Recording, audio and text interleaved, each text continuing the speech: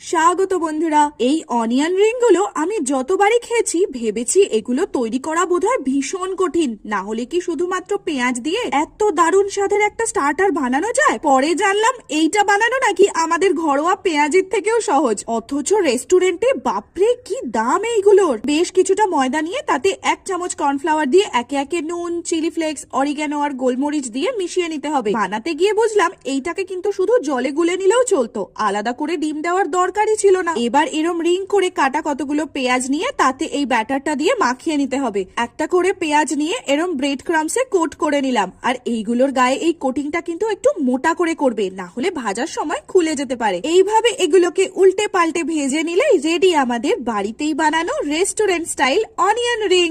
এটা যে এতটা মুচমুচে হবে ভাবতেই পারিনি। মিকি মিনি ডোনাল্ড তো খেয়েই বললো আহা অপূর্ব। ভিডিওটাকে লাইক আর চ্যানেলটাকে সাবস্ক্রাইব করতে ভুলো না কিন্তু।